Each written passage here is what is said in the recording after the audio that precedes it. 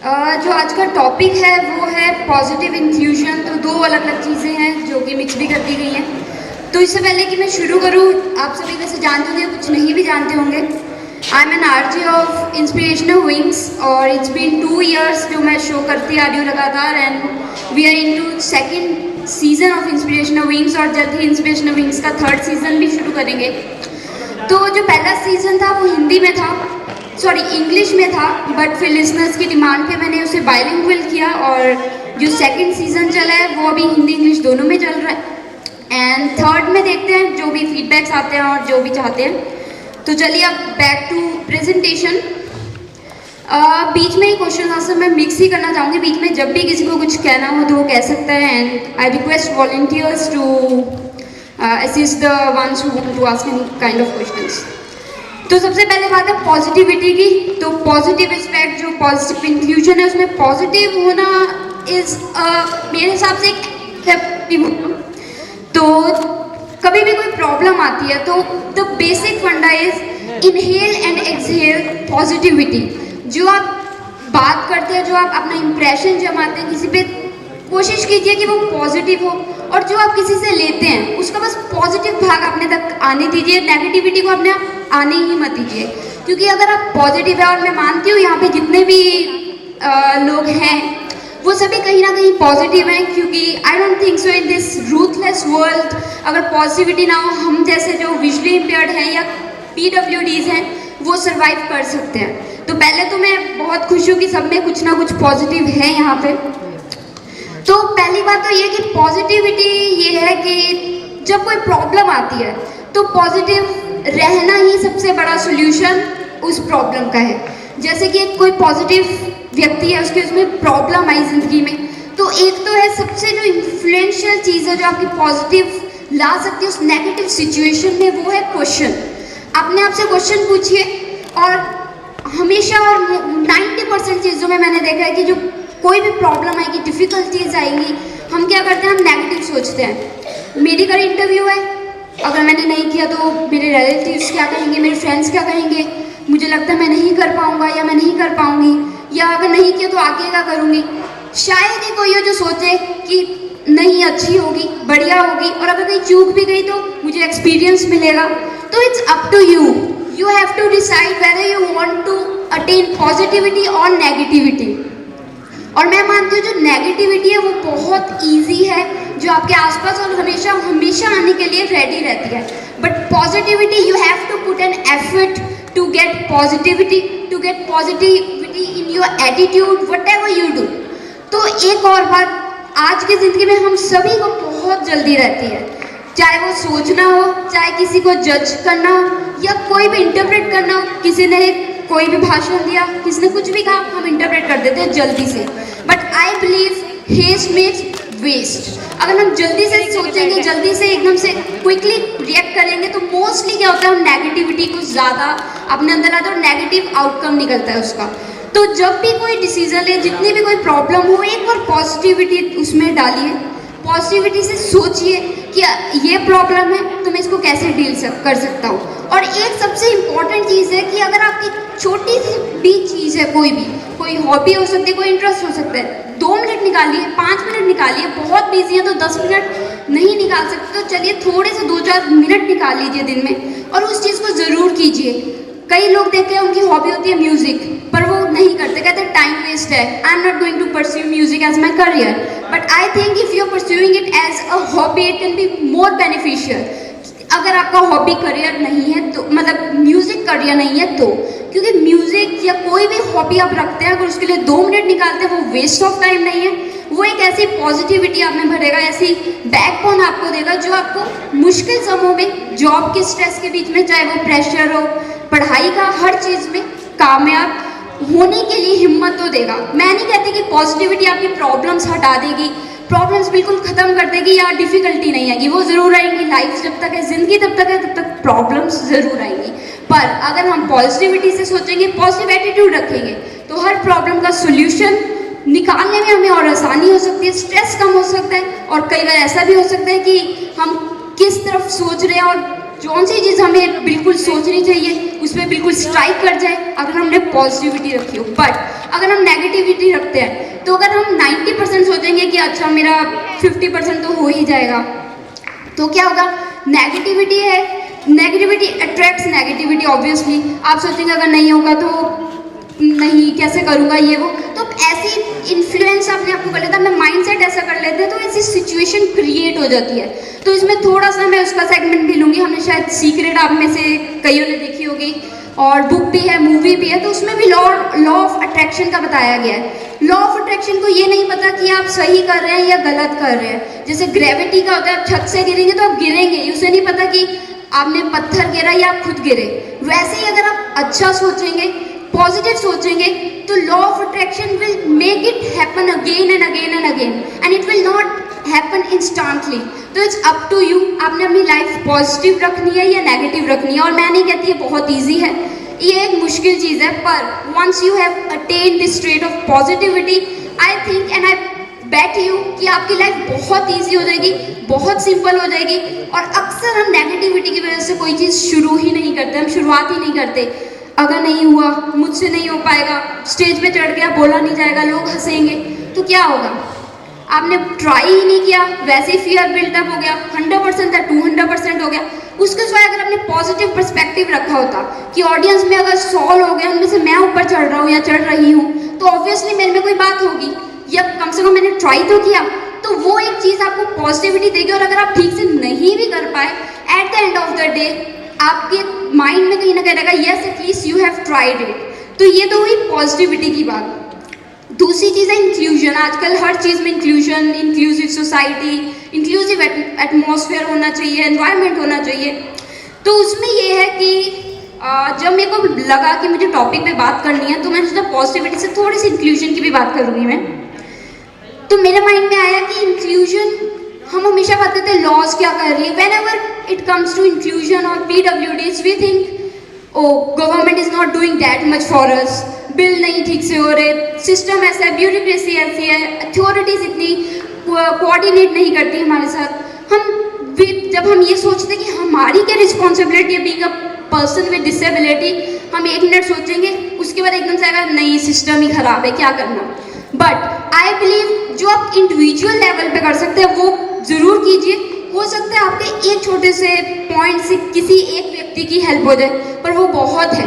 तो basically what I did is, जब मुझे इंक्लूसिवनेस की पता लगी, तो in maybe in November, yes, on my birthday on 31 October, I decided कि मुझे कुछ करना है जो चाहे थोड़े मात्रा में हो, पर मैं खुद अपने किसी और पे निर्भर ना हो के खुद स्टार्ट करूँ, उसकी बिगिनिंग करूँ।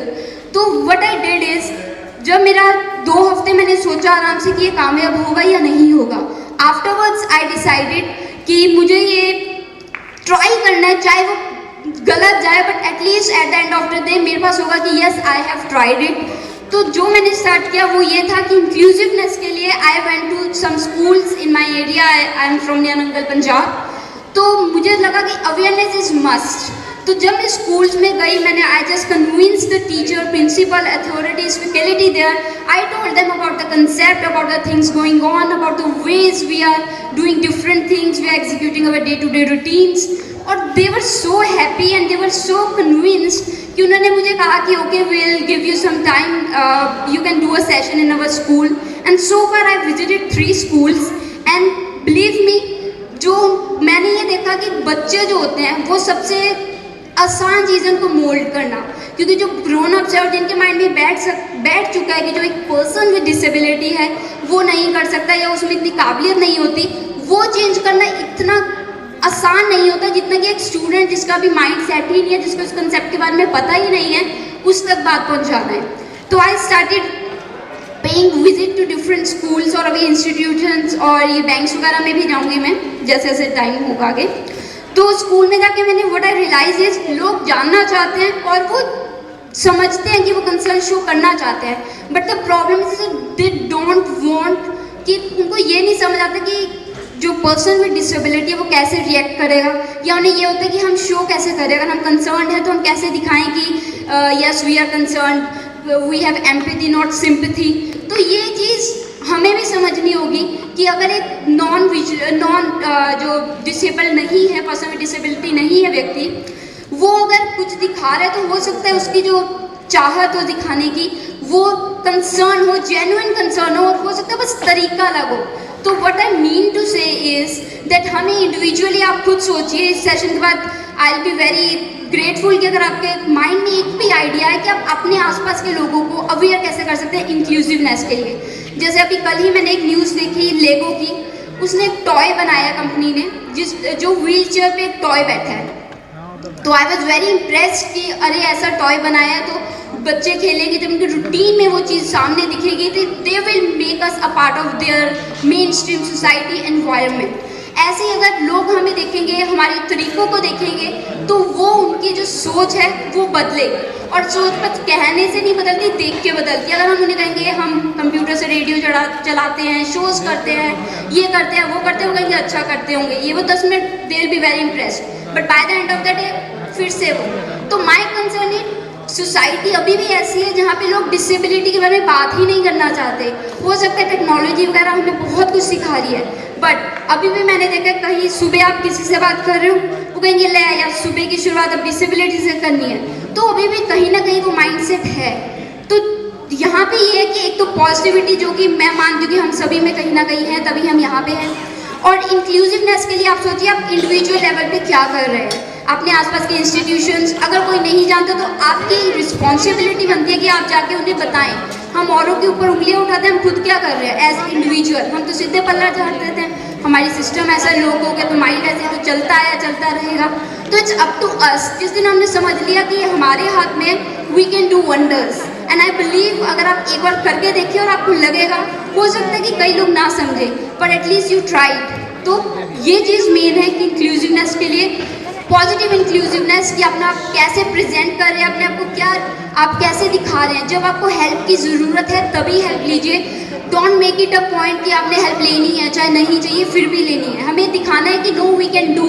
And recently when I went to a school, वहाँ पे मुझे असिस्ट करने के लिए फैकल्टी मेम्बर्स आए। तो I simply said I appreciate your concern but I will be really grateful कि आप अपना हाथ तभी बढ़ाइए जब मैं मांगूँ। बिना मांगने से हाथ बढ़ाना I don't think so it's genuine concern. तो ये आप पे है। और आज का सेशन वैसे टाइम बहुत हो रहा है, भूख तो मुझे भी लग रही है, अब लंच टाइम होने वाला है। बट इससे पहले कि मैं आगे बढ़ूँ, मैं चाहूँगी कि आप अपने कोई पॉजिटिव, किसी के माइंड में कोई चीज़ हो या कोई बताना चाहे। और कॉन्सेप्ट हमारे पास है इंटीग्रेशन एजुकेशन का सबसे बड़ा, क्योंकि आज भी कई जगह पर कई एरिया ऐसे हैं जिनमें विजुअली हैंडीकैप है, कोई भी हैंडीकैप घर में सीमित दायरे में रहता है। उसके लिए कई बार मैंने भी व्यक्तिगत रूप से प्रयास किया, और मैं इसी अपने रेडियो उड़ान के माध्यम से भी चाहूँगा कि इंटीग्रेशन एजुकेशन पे जोर दिया जाए। अगर बाय द वे कई बार ऐसे विद्यालय भी हैं जिन पर ब्लाइंड रहता है, लेकिन उसको ब्रेन के बारे में कोई जानकारी देना नहीं चाहता, ना कोई गवर्नमेंट अब वहाँ पर कोई अपॉइंटेड कोई टीचर किया बेसिक एजुकेशन के लिए। तो ज़्यादा बेटर है कि हमको एक ग्रुप बना करके एक दूसरे ब्लाइंड को ब्रेन का नॉलेज देना चाहिए और उसके लिए काम करना चाहिए। और काफ़ी हद तक मैंने किया तो सक्सेस भी है। तो यही मेरी एक पॉजिटिविटी रहती है, सकारात्मक मेरा एक सोच है मेरी कि भाई जितना हो सके अपना प्रयास स्वावलंबी रूप से करना है, कर रहे हैं। Volunteers, can I know the name? Rajvar Singh. Rajvar Singh, okay. कोशिश बिल्कुल आप कर रहे हैं, बहुत अच्छी बात है। और मैं मानती हूँ कि छोटी छोटी हिस्ट्री में भी देखें तो एक एक छोटे छोटे आइडिया से, छोटे छोटे एक्शन से ही रेवोल्यूशन आए, ईरास आए डेवलपमेंट की। तो आई बिलीव कि अगर आप कहीं ना कहीं शुरू करें, मैं मानती हूँ when I went to the first school to create awareness, I was so surprise कि लोग ये देख के हैरान थे कि मैं पढ़ रही हूँ, और वो ये भी देख के हैरान थे कि I am an RJ on a radio station, I am a writer, post graduation मैंने इंग्लिश में की। तो वो इतने ज़्यादा वो थे क्यूरियस, और वहाँ पे पूरी भीड़ लग गई, और जो 20 मिनट का सेशन था वो 2 घंटे में बदल गया, क्योंकि लोग जानना चाहते थे। और CBSE के स्कूल में 10th में मेरे ख्याल से हेलन केलर पे पूरा एक लेसन बुक है रादर, तो वो हमेशा से सुनते आए थे, पर उन्होंने देखा और दे एक्सेप्टेड कि यस इंडिया में भी लोग हैं। लोग जो है वो उनके तरीके अलग हैं, हो सकता है कि वो अलग तरीके से करते हैं, but that doesn't mean they don't have the capability to do the thing.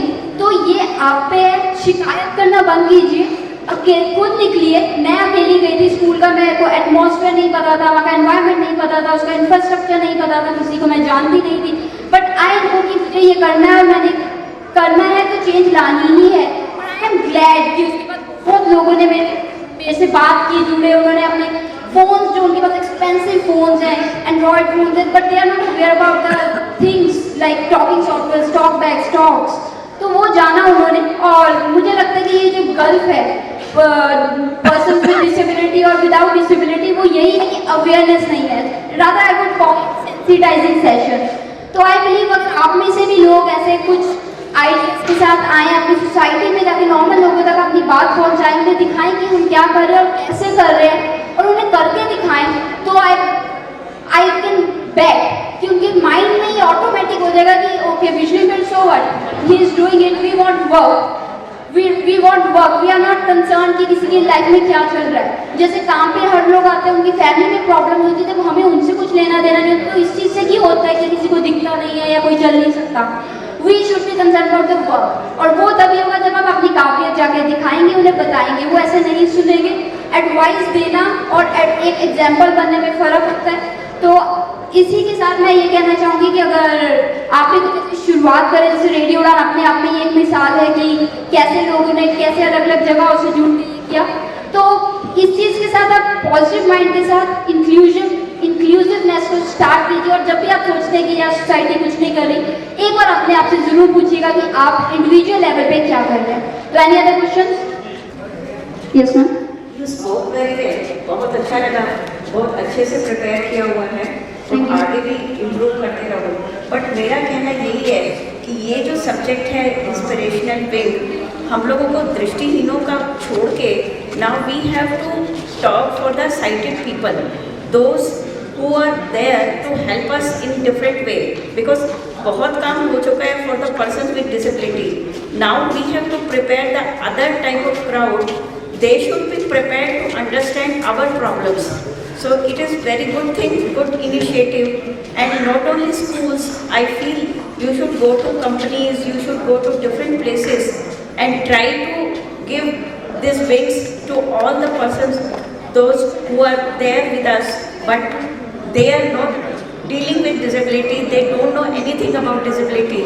So I feel all the best. And I feel you should go not only school, go everywhere, all the companies, so they can think about the employment, they can think about the education, so many things. So thank you so much. Thank you ma'am. ये जो आपने बात कही है, और इसमें मैं एक ही चीज़ कहना चाहूँगी कि ये जो आपने कहा कि नॉर्मल लोग जो विजुअल इम्पेयर्ड से नहीं है, इट इज़ नॉट जस्ट कि लोगों तक जो जिन्हें नहीं दिखता है, जिन्हें कोई भी डिसेबिलिटी है, उन तक है। और जिन स्कूल्स में मैं गई, वो मेन स्ट्रीम स्कूल्स थे, उन लोगों का मैंने बताया कि हम और आप में कोई फ़र्क नहीं है, और दे एक्सेप्टेड इट। और उनके जो में भी बहुत से लोग ऐसे थे, बट थोड़े बहुत लोग में भी हो सकता है कि इतने नहीं थे, बट थोड़े से थे, उन्होंने समझा उस बात को, और वो आए और उनके एक्शन से पता लगा। तो मैम ये बिल्कुल सही आपने कहा कि हमें लोगों तक पहुँचानी है। और स्कूल्स अभी दिसंबर में ही शुरू किया मैंने, तो अभी मेरी कोशिश है कि मैं फैक्ट्रीज में जाऊँ, इंस्टीट्यूशन में जाऊँ, जितने लोग जान सकें इस चीज़ को, उतने लोगों तक ये बात पहुँचा सकूँ। Thank you ma'am, thank you so much. So अभी शोर सारे बंद कर दे प्लीज, बहुत टाइम दे दिया आपको मस्ती के लिए। तो ओवर टू महेश जी, जोरदार तालियां महेश जी के लिए। थैंक यू रमेश जी मौका देने के लिए। और पहले प्लानिंग नहीं थी कि ये सेशन बीच में कुछ मिनट का मैं अपना मैसेज दूं, लेकिन मौका देखते ही मैंने भी फ़ायदा ले ही लिया। और मुबारकबाद रेडियो उड़ान ग्रुप, पूरी टीम और जो सभी उसके साथ जुड़े हुए हैं। और ये बहुत अच्छा एक इनिशिएटिव है मैसेज अपने आगे पहुंचाने के लिए। और उसकी दूसरी कन्वेंशन होने जा रही है। ये दूसरी कन्वेंशन ऐसी BCO कन्वेंशन होती रहे आगे, और पंजाब में हो रही है, इसके लिए हम सब बधाई के पात्र हैं। बात अपनी शुरू करता हूँ मैं रेडियो उड़ान से ही। मुझे याद आ रहा है रेडियो उड़ान की कन्वेंशन में आज बैठे बैठे पुराना समय कि किसी टाइम पे मनोरंजन के तौर पे इंडिया का पहला ऑनलाइन रेडियो स्टार्ट किया था, और पटियाला से मैं उसको ऑपरेट किया गया था इवनिंग में। उसमें हुआ करते थे, कुछ सेशंस हुआ करते थे जिनमें ज़्यादातर एंटरटेनमेंट ही रहता था। और वही उसके बाद फिर इसी ऑनलाइन चैनल के माध्यम से, क्योंकि जिन्होंने पार्टिसिपेट किया था यहाँ पे ज्योति भी है, अखिल भी है, काफ़ी लोग हैं जिन्होंने उसमें रेटिना इंडिया का एक सीरीज तैयार की गई थी, तो सभी ये पार्टिसिपेंट्स थे उसमें, सभी ने बहुत मेहनत की थी उसमें भी। और आज उसका एक ऐसा रूप हम लोग यहाँ पे देख रहे हैं जो कि ऐसे सारे वर्ग जो कि नेत्रहीन वर्ग है, उसमें एक पॉपुलर नाम रेडियो उड़ान, उसके लिए बहुत बहुत उनकी मेहनत के लिए उनको बधाई। और अपनी बात मैं शुरू ऐसे कर रहा हूँ कि इन्फॉर्मेशन जैसे आज रेडियो के माध्यम से दी जा रही है, इस तरह की इन्फॉर्मेशन पहुँचाना बहुत ज़रूरी हो जाता है। और उस मौके पे क्योंकि यहाँ जो लोग बैठे हुए हैं वो सभी वो लोग हैं जिनको मैं बहुत ज़्यादा भाग्यशाली मानता हूँ। राइट? आप सभी लोग मानते हैं अपने आप को भाग्यशाली? यस वी आर, क्योंकि हम लोगों को वो मौके मिले हैं, वो अपॉर्चुनिटीज़ मिली हैं जो शायद गाँव के उन लोगों को जिनके पेरेंट्स को इतना नहीं पता कि आज हमारे पास एक बच्चा है तो इसका हमें आगे करना क्या है, ये बच्चा आगे ज़िंदगी में कुछ बन भी सकता है या इसकी ज़िंदगी। अभी हमारे पास एक बच्चा है पटियाला में, अगर उसकी उदाहरण से स्टार्ट करूं तो वो 27 साल की एज है, और जब हमारे नोटिस में आया कि ऐसा एक बच्चा घर पे बैठा हुआ है, उनके पेरेंट्स से जब बात की गई तो उनके पेरेंट्स का कहना था कि हम घर से बाहर जाते हैं दरवाज़ा बंद कर लेता है, हम घर में आते हैं तो दरवाज़ा खोल देता है, इससे ज़्यादा इसके लिए क्या होगा। तो उस बच्चे से जब बात की गई वो छुप छपा के हमें कह रहा था कि मुझे ले चलिए ना। तो मैंने कहा हम बात कर रहे हैं आपके पेरेंट्स से, कहता वो जाने नहीं देंगे, आप कुछ कीजिए, आप ले चलिए मुझे। तो वो बच्चा आज फर्स्ट क्लास में है, तो उस मुताबिक जब हम देखते हैं तो अपने आप को सच में इतना भाग्यशाली मानते हैं और इतना थैंक्स करने का इस सोसाइटी को, अपने पेरेंट्स को दिल करता है कि हमें इतने ज़्यादा मौके मिलते रहे हैं। इसी इन्फॉर्मेशन को मान लीजिए, एक उदाहरण देता हूँ कि रेडियो उड़ान सभी सुनते हैं? यस। तो रेडियो उड़ान सभी जब सुनते हैं तो उसके लिए एक ही लिंक है, लेकिन अगर हम माने कि उस एक लिंक की बजाय हर सिटी के रेडियो उड़ान का अलग लिंक हो तो मुश्किल हो जाएगी, क्योंकि आप ट्यून कैसे करोगे, आपको पता ही नहीं चलेगा, क्योंकि किसी को नहीं पता जो फर्स्ट टाइम सुन रहा है। तो उसी एक आइडिया के साथ पिछले दिनों एक लॉन्च हुआ है प्रोग्राम आईवे के अंडर, जिसके दो पार्टनर उस प्रोग्राम के, बेंगलोर से मधु जी और नवचेतना पंजाब से, जिसके बिहाफ पे मैं बात कर रहा हूँ, तो वो पार्टनर्स बैठे हैं। उसमें यही एक मोटिव था कि इन्फॉर्मेशन सारी की सारी एक जगह से अवेलेबल हो जाए, कोई भी पर्सन है पूरे इंडिया के लिए वो इन्फॉर्मेशन सेम हो, और उसी मोटिव को सामने रखते हुए एक हेल्पलाइन स्टार्ट की गई। वो helpline highway help desk centre के नाम से चल रही है, तो उसके सेंटर अलग अलग हैं पूरे इंडिया में। और उस हेल्पलाइन पे आप जब भी कोई ऐसा व्यक्ति, अब मान लीजिए कि किसी के घर पे एक ऐसा बच्चा पैदा होता है जो दृष्टिहीन है, और वो पेरेंट्स को पता भी नहीं है कि इसके साथ आगे क्या एक्सपेरिमेंट हो सकता है, एक्सपेरिमेंट ही कहेंगे ना जिसके लिए नई चीज़ है, तो उनको पता नहीं है कि इसके साथ डील ही कैसे करना है। तो उनको किसी भी माध्यम से, जैसे अभी मैच होके हटा है अपना, तो उस मैच के दौरान ये इन्फॉर्मेशन चल रही थी कि ये टोल फ्री नंबर है, आप यहाँ कॉल कीजिए। उसके पहले रेडियो पे चल रही थी, ऑल इंडिया रेडियो पे। तो ये अलग अलग इन्फॉर्मेशन पूरे न्यूज़ के माध्यम से, अखबारों के माध्यम से हर एक व्यक्ति तक पहुंचाई जाएगी, ताकि कहीं भी आस पड़ोस अपने घर में कोई भी ऐसा बच्चा हो या व्यक्ति हो जिसे किसी ऐसी जानकारी की ज़रूरत हो, तो उसके पास एक टोल फ्री नंबर है। वो मैं नंबर भी एंड में अनाउंस करूंगा, उस नंबर पे कॉल करेगा तो एरिया वाइज इंफॉर्मेशन, अगर साउथ से कोई कॉल आएगी तो वो बेंगलोर में चली जाएगी, अगर पंजाब, हरियाणा, हिमाचल, जम्मू कश्मीर, चंडीगढ़ इन एरिया से आएगी तो वो नवचेतना में आएगी, और अगर दिल्ली की कॉल है तो दिल्ली में जाएगी। उसके लिए कॉलर को कोई भी हेडेक लेने की ज़रूरत नहीं है, उनको बस एक नंबर डायल करना है, और वहाँ पे जो भी अटेंड करने वाले कॉल अटेंड करेंगे तो वो आपकी बात सुनेंगे, आपको क्वेरी नोट करेंगे। अगर तो उनके पास इन्फॉर्मेशन तभी प्रोवाइड है, वो कर सकते हैं आपको इन्फॉर्मेशन प्रोवाइड, तो इट्स ओके। अगर नहीं कर सकते तो वो आपकी क्वेरी लेके रखेंगे, उस पर रिसर्च करेंगे, उस पर काम करेंगे, वो आपको प्रोवाइड करेंगे। और शॉर्ट खत्म करते हुए इसी इन्फॉर्मेशन को मैं यहीं ख़त्म भी कर रहा हूँ, और वो नंबर आप सबके साथ शेयर करना चाहता हूँ। नंबर है 1800-300-20-469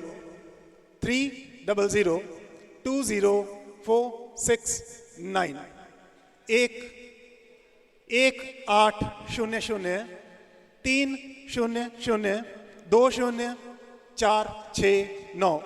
आप सोमवार से शुक्रवार तक 10 बजे से 5 बजे के बीच में इस नंबर पे कॉल करके अपनी ज़रूरत की इन्फॉर्मेशन वहाँ से प्राप्त कर सकते हैं। और इसके साथ एक और करूँगा कि इन्फॉर्मेशन प्राप्त करना ही नहीं, हमारे पास पीछे ऐसा एक्सपीरियंसेस हुए हैं कि लोगों ने हमें इन्फॉर्मेशन देना शुरू किया है। अभी हरियाणा के कितना एरियाज़ में से हमें कॉल कर रहे थे कि देखिए हमारे यहाँ रेड क्रॉस ये चीज़ प्रोवाइड करने वाला है, अगर हरियाणा का कोई और व्यक्ति भी हो तब उसको ज़रूर बता दीजिएगा। तो एक्चुअल में ये गिव एंड टेक है। हम जो रिसर्च कर रहे हैं उसमें आप सब भागीदार बनिए, क्योंकि आप सभी के पास वो इन्फॉर्मेशन का भंडार है। आप सभी किसी ना किसी ग्रुप से, किसी ना किसी ऐसे माध्यम से जुड़े हुए हैं जहां से इन्फॉर्मेशन पहुंचती है। तो मैं नंबर एक बार फिर से रिपीट करता हूं, 1800-300-20-469। शुक्रिया, थैंक यू।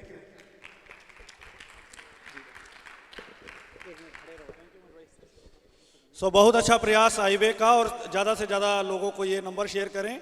रेडियो पर भी हम इसका प्रोमो जल्दी चलाएंगे।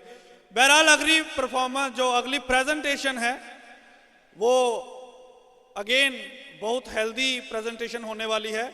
उसमें भी हम क्वेश्चन आंसर सेशन लेंगे। तो वो 15 से 20 मिनट की प्रेजेंटेशन होगी और 10 मिनट का क्वेश्चन आंसर राउंड रहेगा। फिर उसके बाद हम कंप्लीटली एंटरटेनमेंट की ओर बढ़ जाएंगे। तो एक जो आज की लास्ट प्रेजेंटेशन है डॉक्टर मधु सिंगल जी द्वारा, मैं आपको ये भी बता दूं, इन्हें डॉक्टरेट की जो डिग्री से ऑनर किया गया है, तो ये बहुत बड़ी अचीवमेंट है इनके लिए। तो मधु जी आप आ जाएं। और इंक्लूजन हमने पहले बताया, मैगजीन लॉन्च कर रहे हैं। तो सेशन इनका है challenges in education, employment and matrimonial of disabled females. So एक बार जोरदार तालियों से आवाज दें और बने रहें। उसके बाद हम पूरी तरह एंटरटेनमेंट की ओर बढ़ जाएंगे। और जिन लोगों को अपनी एंट्रीज देनी है वो ज्योति मलिक को नाम नोट करवा दें उसके लिए, कल्चरल प्रोग्राम के लिए। उससे पहले हमारा गेम शो भी होगा और केक वगैरह भी हम काटेंगे। जी मधु मैम।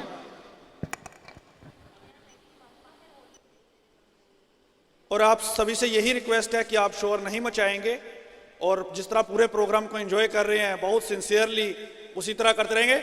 सो जोरदार तालियों के साथ over to doctor Madhu Singal ji. Anil Dev ji ma'am. Oh, yeah, chair is there? Yeah, I'm taking it. Yeah, yeah. Mic is there?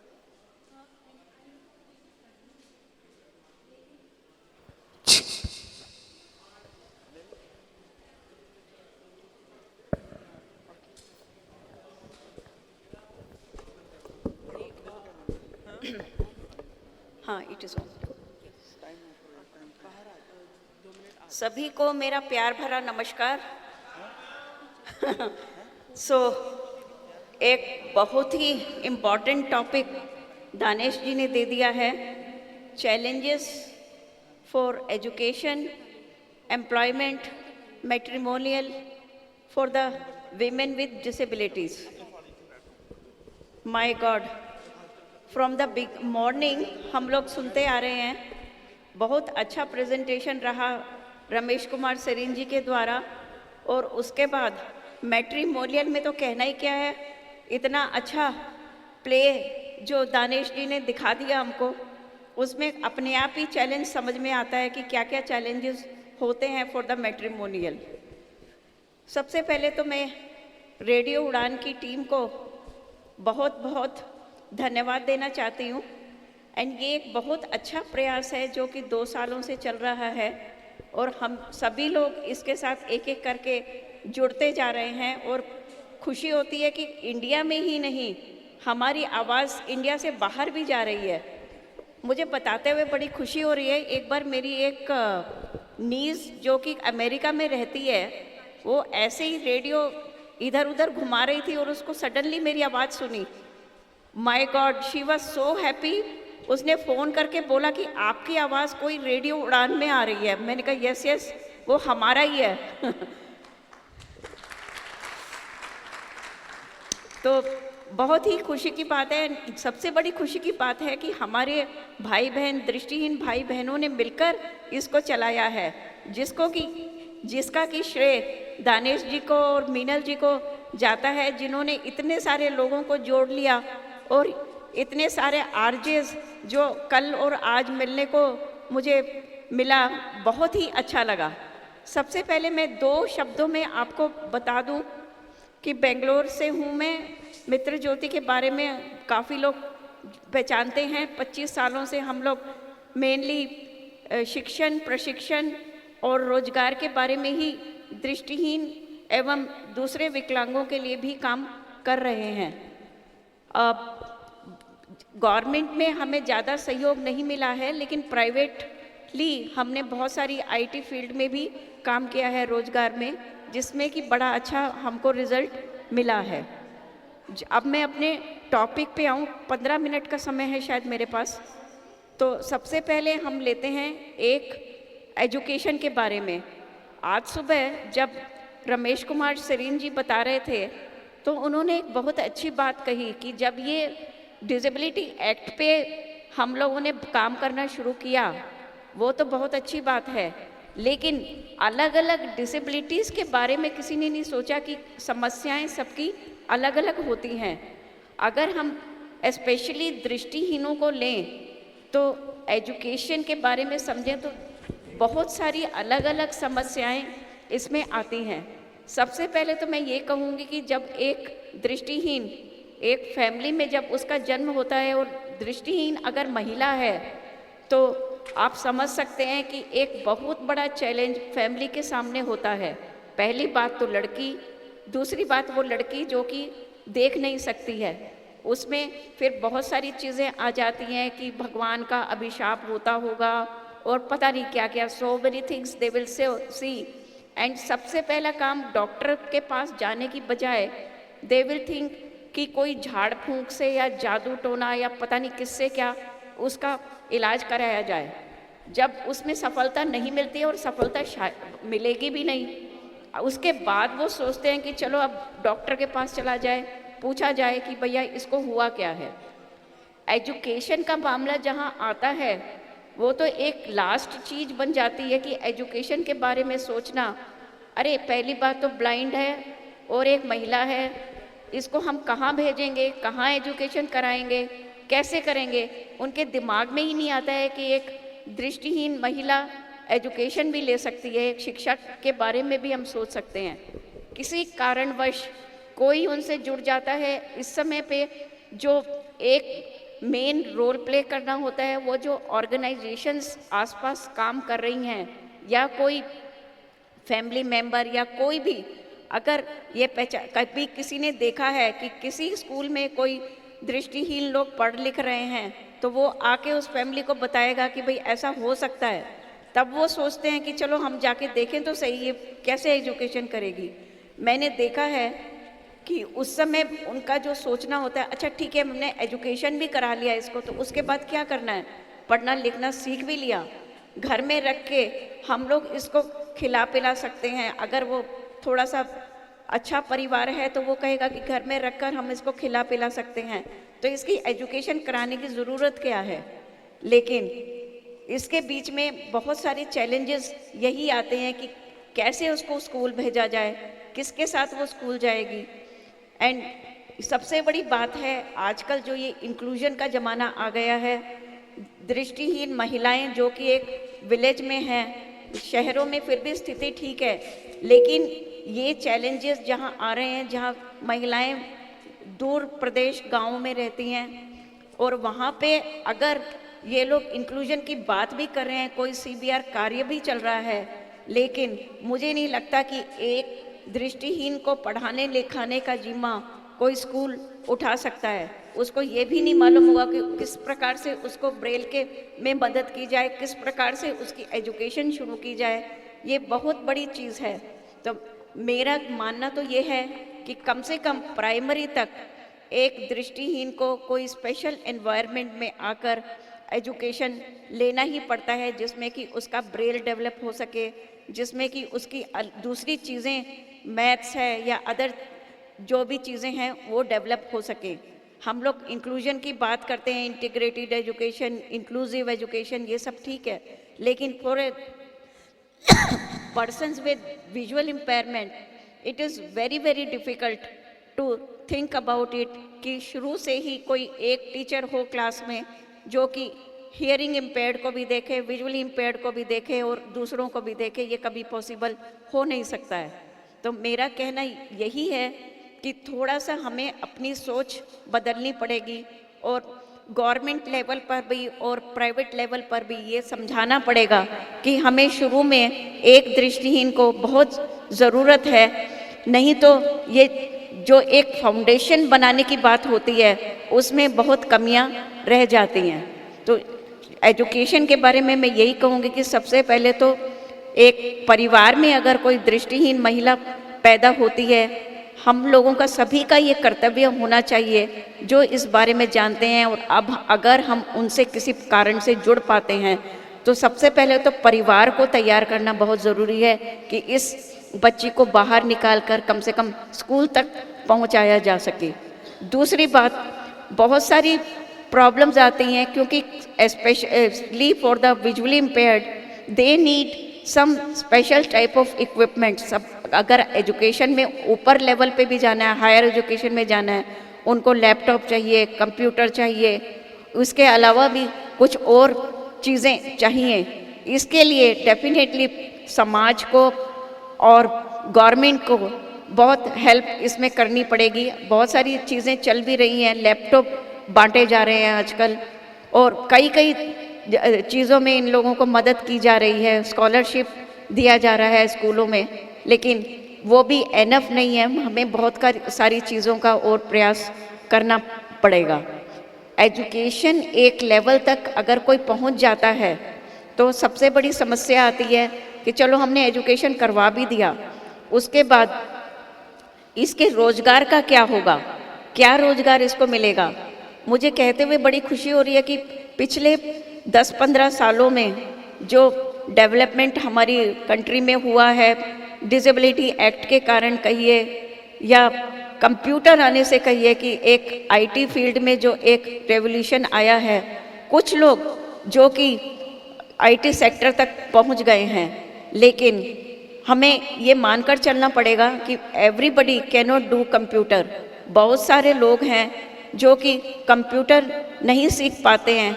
उस स्थिति में दृष्टिहीनों के लिए एक बहुत बड़ा चैलेंज है कि उनके लिए किस प्रकार के रोजगार खोजने चाहिए। चलो कंप्यूटर सीख लिया, उसके बाद हम लोग कह देते हैं कि बैंक में बहुत सारी जॉब्स हैं उनके लिए, और रेलवेज़ में जॉब हैं और बहुत सारी चीज़ चल रही है, लेकिन जब एक व्यक्ति को गवर्नमेंट में जॉब दे दी जाती है और जाने के बाद उसके पास कोई काम नहीं होता है, ये उससे भी बड़ा अभिशाप हो जाता है। कोई आदमी अपना टाइम कैसे बिताएगा मॉर्निंग टिल इवनिंग वहाँ बैठकर। तो ये समस्या वहाँ पर बहुत आ रही है जहाँ पर लोग बहुत ज़्यादा पढ़े लिखे नहीं हैं, और उनके लिए किस तरह का रोज़गार हमको बनाना चाहिए।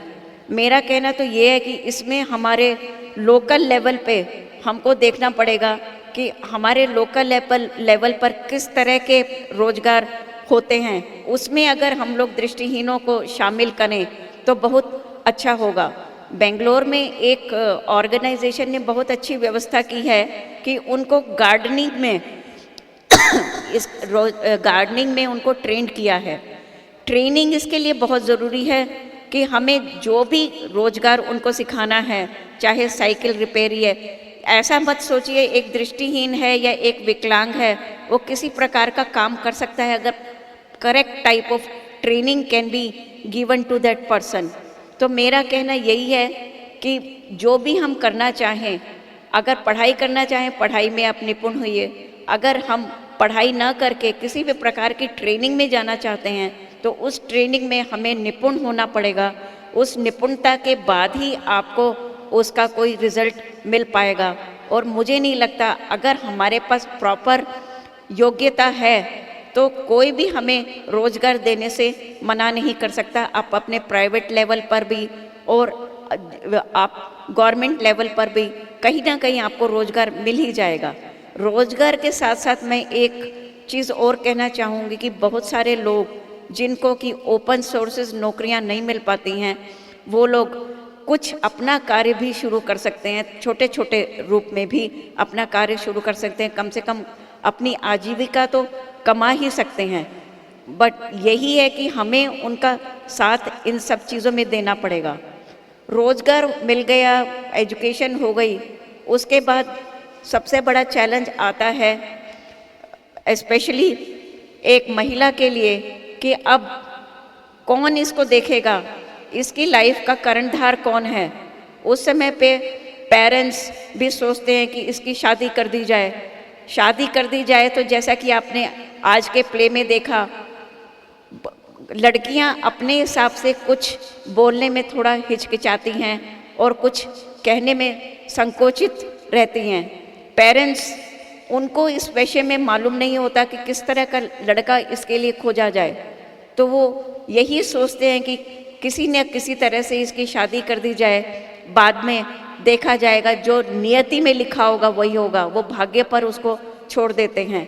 लेकिन मैं यही कहूँगी कि आजकल महिलाएं जो बहुत अच्छी एजुकेशन ले चुकी हैं, अच्छा पढ़ाई कर चुकी हैं, अच्छे अच्छे रोजगारों में काम कर रही हैं, उन्हें एक स्टैंड लेना पड़ेगा और अपनी मित्रों को उसमें बताना पड़ेगा कि जैसे कि आज के प्ले में था कि तुम अपना डिसीजन खुद ही लो, अपने चैलेंजेस को खुद समझो और आगे बढ़ो। मुझे नहीं लगता, मैंने बहुत सारे महिलाओं से मिल चुकी हूँ जो कि बहुत सारे कपल्स हैं जो अपना आज जीवन चला रहे हैं बहुत अच्छे से, दोनों ब्लाइंड भी हैं, एक साइटेड एक ब्लाइंड भी है, सभी तरह के हैं, लेकिन आपस में म्यूचुअल अंडरस्टैंडिंग होना बहुत ज़रूरी है। आपस में एक दूसरे को समझना बहुत ज़रूरी है। एक दूसरे को समझने के बाद ये भी ज़रूरी है कि किस प्रकार से हम अपने परिवार को समझें। जी मुझे एक चीज़ बताते हुए बड़े दुख हो रहा है कि बेंगलोर में 2-3 ऐसे इंसिडेंट हुए। एक लड़की जो कि एक लड़की जो कि क्या कहते हैं, उसकी शादी उसके पिताजी ने बिना बताए, वो पार्शियली साइटेड थी, बिना बताए किसी को कर दी। बाद में उस लड़के ने उसका मर्डर कर दिया। ऐसी स्थिति में क्या किया जा सकता है? तो प्लीज़ मेरा कहना यही है कि अपने दिमाग से, दिल से, अच्छे से सोचकर अपने भाई बहनों को, अपने फ्रेंड्स को समझाएं और आगे बढ़ें। बस मुझे इतना ही कहना है। मैं चाहूँगी, क्योंकि ये सब काम मेरे अकेले कहने से नहीं होंगे, हम सब मिलकर ही इस चीज़ को आगे बढ़ाएंगे। आप लोगों से सुनने के लिए मैं उत्सुक हूँ। आप लोगों का कोई क्वेश्चन है जी, या आपका कोई कमेंट है तो मैम, प्लीज। हमारे पास 10 मिनट का हम क्वेश्चन आंसर सेशन लेते हैं। तो ये वॉलंटियर नीचे आएंगे, 5 क्वेश्चन लेंगे हम। तो जिन्होंने पहले क्वेश्चन पूछे वो ना पूछे, रिक्वेस्ट है। नए लोग जो पूछना चाहते हैं तो 5 लोग अपने क्वेश्चन पूछ सकते हैं।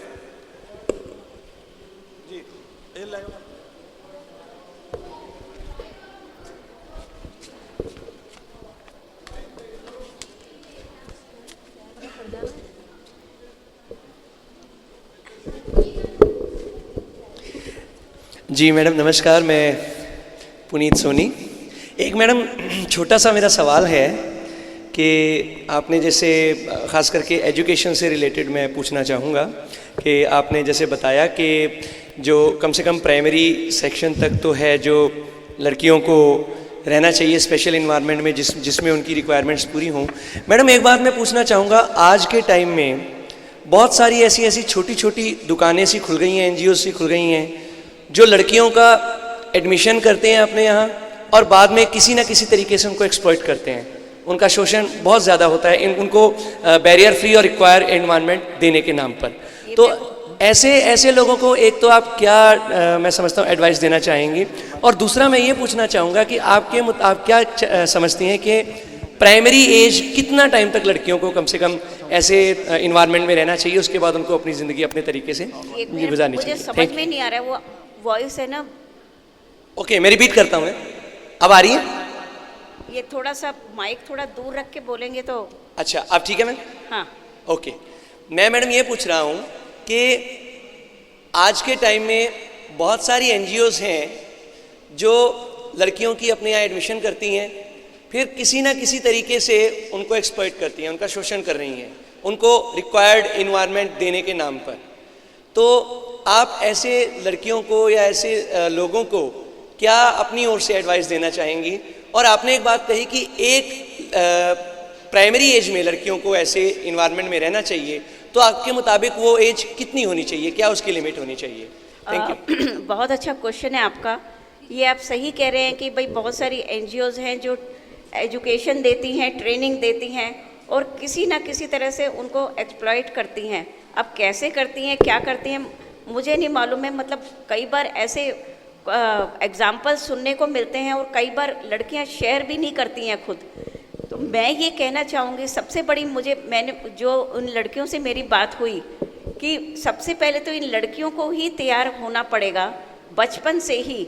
जब पेरेंट्स उनको एजुकेशन देते हैं या वो स्कूल या कॉलेज में आती हैं, अपनी महिलाओं से मिलती हैं, और 5वीं क्लास के बाद मुझे लगता है कि they should come to the integrated education और लोगों से मिलना चाहिए। जब वो दूसरे लोगों से मिलेंगी तो उनको पता लगेगा कि ये संसार बहुत विस्तृत है और बहुत सारी चीज़ों का उनको पता लगता है जो कि एक कंजर्वेटिव एनवायरनमेंट में रह के नहीं पता लगता है। उसके बाद उनको कोई एक्सप्लॉइट नहीं कर पाएगा, वो अपने हिसाब से सोच पाएंगी और अपने हिसाब से ही आंसर कर पाएंगी। जी, नेक्स्ट क्वेश्चन लेते हैं मैम। नेक्स्ट क्वेश्चन, और फिर से यही रिक्वेस्ट है कि टिप्पणियां ना करें, क्वेश्चन ब्रीफ रखें और किसी बात को जर्नलाइज ना करें। Next question please. जी नमस्कार, मैं बालू श्रीवास्तव हूँ, इनर विजन ऑर्केस्ट्रा से, लंदन से। जी, मेरा एक सवाल नहीं बल्कि सुझाव भी हो सकता है, शायद होता हो ऐसा। सर आपसे बाद में लेंगे, क्वेश्चन कीजिए फिलहाल। क्वेश्चन हाँ बिल्कुल मैं कर रहा हूँ। तो confidence building is very important, either boys और गर्ल्स। ऐसे वर्कशॉप्स होने बहुत ज़रूरी हैं जिसमें कॉन्फिडेंस बिल्डिंग वर्कशॉप्स हों। क्या ऐसे वर्कशॉप्स हो रहे हैं इंडिया में और कहाँ हो रहे हैं, कैसे हो रहे हैं, ये मुझे बताएं मधु जी। Thank you. ये वर्कशॉप वगैरह हम लोग करते रहते हैं इनके बारे में। एंड जो महिलाओं को एजुकेशन की ज़रूरत होती है, जैसे कि you can say that reproductive health इन पर, और उसके अलावा स्किल ट्रेनिंग्स, इन सब पे ये छोटे छोटे वर्कशॉप, यहाँ का मुझे नहीं पता लेकिन साउथ इंडिया में तरह तरह के वर्कशॉप हम लोग करते रहते हैं जिनसे कि उनको ये सब ज्ञान मिलता रहे। जी, next. Hello ma'am, I am Pradeep Grover from Patiala. आपने अभी बात की है ट्रेनिंग्स के बारे में, कंप्यूटर्स के अलावा और भी डिफरेंट टाइप्स की ट्रेनिंग्स है। क्या इन ट्रेनिंग्स को ऑनलाइन किया जा सकता है ताकि हम रेडियो उड़ान के माध्यम से या और भी माध्यम है इन ट्रेनिंग्स को सब जगह पे प्रसारण कर सकें ताकि हर कोई बच्चा इससे बेनिफिट ले सके? ये आप सही कह रहे हैं। कुछ अच्छे एक्सपर्ट्स को लेके जो कि इस फील्ड में काम कर रहे हैं, मुझे लगता है कि दानिश जी को बोलेंगे इस तरह का हम लोग शुरू कर सकते हैं कि स्काइप पे या इस तरह की ट्रेनिंग कराएं वो, जिससे कि ये जो है पूरे उसमें पहुंच सके। ये अच्छा आइडिया है। सेकेंडली, जो हम प्राइमरी और सेकेंडरी एजुकेशन की बात करते हैं, क्या ये भी हम, जैसे ऑनलाइन एजुकेशन आजकल बहुत ज़्यादा प्रसारण हो रहा है, क्या इसको भी हम इस वे में ले सकते हैं कि डिसेबल्ड पर्सनस को पढ़ाने के लिए या उन तक इन्फॉर्मेशन पहुंचाने के लिए हम इस माध्यम को यूज़ करें, ऑनलाइन ट्रेनिंग या ऑनलाइन स्टडी उनकी? जी जी, आप कह रहे हैं कि डिसेबल को डिजिटलाइज करना है, तो क्या किया जा सकता है? मुझे लगता है कि प्राइमरी एजुकेशन वगैरह को हम लोग ऑनलाइन ना लें तो अच्छा है। ये पर्सन टू पर्सन बहुत इम्पॉर्टेंट है कि हम स्कूल में जाएं और वहाँ का एनवायरनमेंट समझें। इसमें खाली पढ़ने के लिए ही नहीं है, बहुत सारी दूसरी चीज़ें हम लोग जो सीखते हैं बचपन से। मुझे लगता है कि इसमें ऑनलाइन को नहीं लाना चाहिए। शुरू में हमको पर्सन टू पर्सन एजुकेशन, एक गुरु शिष्य परंपरा जो आमने सामने एजुकेशन की ज़रूरत है। नेक्स्ट। हाँ मैम, मेरा क्वेश्चन ये है कि लड़कियों की शिक्षा के लिए क्या विशेष ध्यान रखना चाहिए और संस्थाएं और सरकारें लड़कियों की शिक्षा के लिए क्या काम कर रही हैं, और ब्लाइंड बॉयज़ और विजुअली इम्पेयर्ड गर्ल्स की एजुकेशन में किस तरह का ध्यान रखना चाहिए, उनको एक साथ एजुकेट करना ठीक है नहीं ठीक है, इस चीज़ के बारे में। नाम बताएं, अपना नाम भी बताएं आप। जी, मेरा नाम हिमांशु है, मैं लखनऊ से हूँ। ये अलग अलग व्यू हैं लोगों के। लड़कियों के एजुकेशन के लिए डेफिनेटली हमको ध्यान रखना चाहिए, अच्छे इंस्टीट्यूशंस बनाने चाहिए इसके लिए। एंड लड़कियों को और भी तरह तरह की प्रॉब्लम्स होती है कि पहली बात तो परिवार को तैयार करना, दूसरी बात अगर उनको रोज़ आना जाना है तो transportation is another problem for them, कि कैसे वो लोग आएंगी जाएंगी। तो इन सब चीज़ों के लिए हम सबको मिलके आगे बढ़ना है। बहुत कुछ हो चुका है but still we have to go to a long way. सरकार को, समाज को, हम सबको मिलके इसका आंसर ढूंढना पड़ेगा।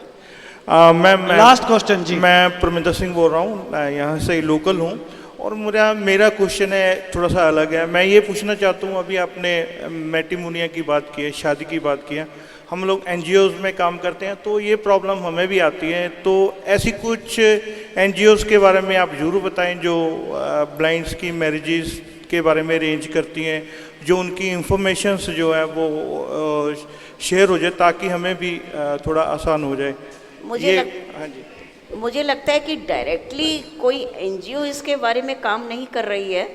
अभी सुना है कि कुछ मैट्रिमोनियल साइट्स वगैरह शुरू हुई हैं रिसेंटली, तो आई होप कि कोई अच्छा रिजल्ट निकलेगा। लेकिन मैं जो बिलीव करती हूँ मेन स्ट्रीमिंग में, अगर हम लोग मेन स्ट्रीम जो साइटें चल रही हैं उसमें कोई स्पेशली कॉलम है पर्सन विद डिसेबिलिटी का, मैं उसमें बिलीव करती हूँ, क्योंकि हमारे जितने भी चैलेंजेस हैं इनका सॉल्यूशन हमको मेन स्ट्रीमिंग में ज़्यादा अच्छे से मिल सकता है इंस्टेड ऑफ हम लोग अकेले ढूंढें। आई डोंट नो, मतलब ये मेरा व्यू है। Thank you so much ma'am. Good afternoon. Okay, quick question please. मेरा एक छोटा सा क्वेश्चन है। मैं संजीव गांधी चंडीगढ़ से। Quick question please. मैम, मेरा ये क्वेश्चन है आपके सामने कि वुमेन्स के सामने जो कई आपके पास ऐसे केसेस आते होंगे कि जो एक्सेप्टेंस को लेकर, क्योंकि कई लेट ब्लाइंड है वो इस चीज़ को उनकी फैमिली और वो भी एक्सेप्ट ही नहीं कर पाते कि वो विजुअली इम्पेयर्ड है, खासकर लो विजन के केसेस में ये ज़्यादा देखा गया है। तो उस चीज़ को आप कैसे टैकल करते हैं? और ये लास्ट क्वेश्चन है, और इसके बाद कोई क्वेश्चन ना लिया जाए। मैं ये कहना चाहती हूँ, नहीं बाद में भी आप मुझसे बात कर सकते हैं, मैं इधर बिल्कुल बिल्कुल इधर ही हूँ शाम तक। मैं ये कहना चाहती हूँ कि ये जो मैट्रिमोनियल का मामला है ना, ये बहुत पर्सनल है। एंड कई बार हम लोग ना तो फैमिली को कुछ कह सकते हैं ना इंडिविजुअल को कह सकते हैं। सबसे पहले तो मैं ये कहूँगी कि एक महिला को आगे बढ़ के अपने व्यू पॉइंट को रखना पड़ेगा अब फैमिली के सामने और समाज के सामने, जिसके भी सामने, तभी ये समस्याएं सुलझेंगी। Hello, sorry ma'am, I just want to ask one question. My name is Avinash. I've come from JNU. Before I ask my question, I just want to make one very brief comment that in this session I'm just amazed to see that all questions are being asked by male people. No female had asked any question. This shows that still we have to work very intensively to actually improve the empowerment of like women with blindness. और मैं ये बोलना चाहता हूँ कि हमारी मतलब community में जो अभी रिसेंटली एक न्यूज़ आया था, बेंगलोर मिरर न्यूज़पेपर में वो कवर स्टोरी था कि बेंगलोर में एक NGO में ब्लाइंड फीमेल स्टूडेंट के साथ में सेक्सुअल हरासमेंट हुआ, लेकिन उस पर मतलब किसी भी ऑर्गेनाइजेशन कोई स्टेटमेंट आया नहीं। तो आप मतलब कि ऐसा नहीं सोचती हैं कि like all organisations who have been working for the empowerment of blind people should create sexual harassment cell, as it has been recommended by the Supreme Court of India. Thank you. जी, I think so. It is very important question and हम लोगों ने बहुत बार इसकी कोशिश भी की है बेंगलोर में पुलिस डिपार्टमेंट में कि पुलिस में एक सेल होना चाहिए, कम से कम एक दृष्टिहीन महिला और एक डिसेबल्ड महिला वो ये नहीं समझे कि मेरे को पुलिस में जाना पड़ेगा, उसके घर में लोग आके उसकी समस्या का समाधान करें। दूसरी बात मैं ये कहना चाहूँगी कि हर NGO cannot take this matter, may be some particular things, those who are working for the advocacy, they can definitely should come forward and make this type of cell in the organization, but each and every NGO definitely cannot be able to handle this matter. Thank you so much, ma'am. Thank you so much all. And let me add Avinash a little bit. Thank God, Madhu ma'am बात कर रही हैं females के लिए, कोई mail नहीं कर रहा अभी भी. Thank you so much. So एक बार जोरदार तालियां मधु मैम के लिए.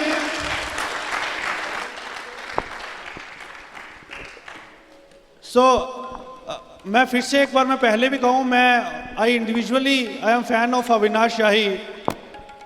All females and male should come forward. ये अविनाश बहुत ज़्यादा लोग इन्हें नहीं जानते हैं, जो नेट से हैं तो बहुत सभी जानते हैं ऑलमोस्ट. ये अकेले दम पे डिसेबिलिटी की न्यूज़ देते रहते हैं सोशल मीडिया पे और बहुत काम कर रहे हैं. ये PhD होल्डर हैं अब तो आप लोग भी इनसे इंस्पिरेशन लेके काम करें. इंडिविजुअल तौर पे कैसे काम करना है आप अविनाश से सीख सकते हैं. तो एक बार जोरदार तालियां अविनाश के लिए एक बार फिर से.